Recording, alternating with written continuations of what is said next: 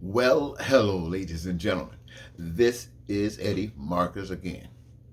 Tonight, I want to talk about some general information, some general concerns. We as people are under attack. Human beings are under attack. They are under attack from two different angles of control. It's one is on what we have grown to know as a right, perhaps, and the other is a left, perhaps, or up or down.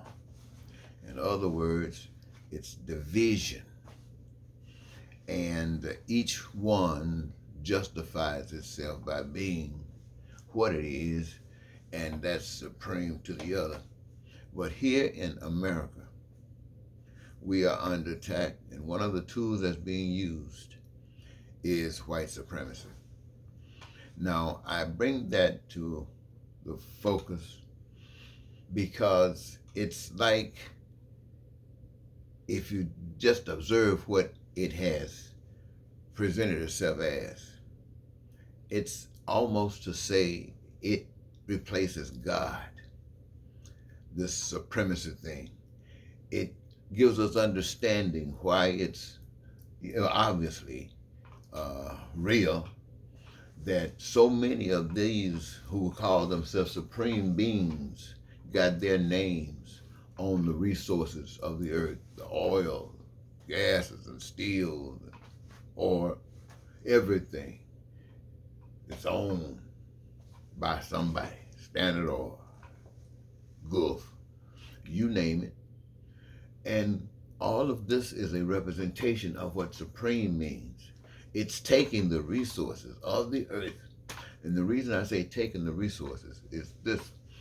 The truth of life is this, ladies and gentlemen, is that all of the resources of the earth are given by a source.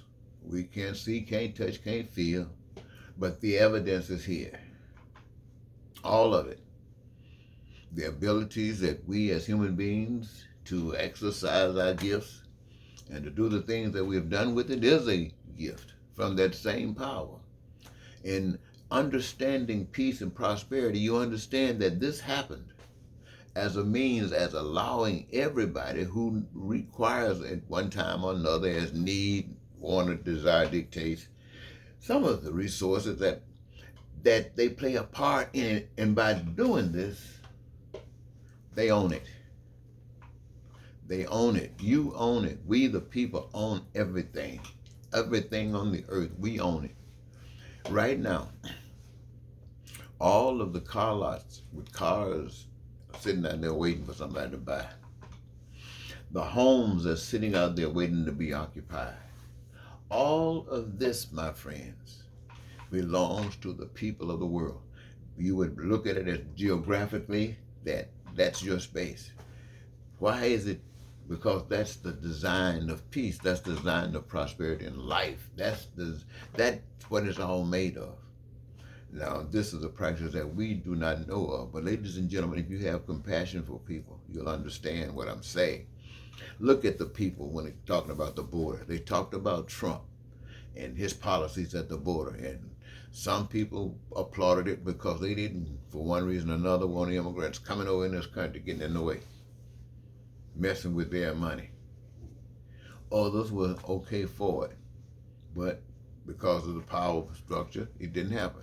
The thing switched around, started saying, okay, let's let that change that policy, make it more receptive to having compassion towards those who are crying out. And now they are under attack for doing that. And so you're just under attack, under attack. Everybody's complaining about this as being a problem. And who is talking about a solution? Who is requiring a solution? Are you asking what can be done about it? Are you asking how we can deal with this, or what role can we really play to make a difference, to make it worthwhile, to make it something that you would hold up front, not ashamed of, bold? Is anybody talking about stuff like that? Well, if people cared, they would talk about stuff like that.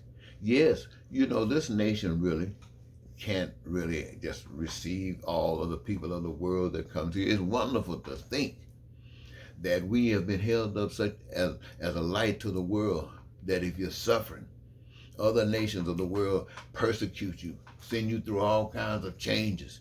And if you're suffering, if you can just break away and get to that United States, you get there and they will help you. They will love you and you can be free. You can now, sure, it's wonderful that you've been held, America's been held up like that. We the people have been held up like that.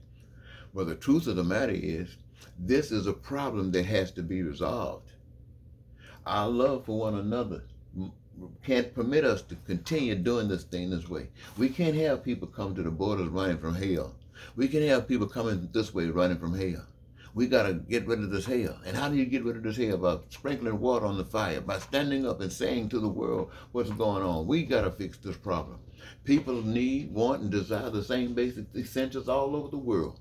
And we as people got the resources, we got the desire, we got the heart. We must take care of the world. We must take care of one another. And we must help Mexico. We must help Africa. We must help Asia. We must help everywhere that people are. We must show the light. Let the love of God flow, that we might enjoy being in individuals doing what we came on this earth to do. And as a result, all of the things that we would want, hey, they're at our disposal to get when we want. We ain't got nothing to hold us back. We don't need no money. What we going to do with money?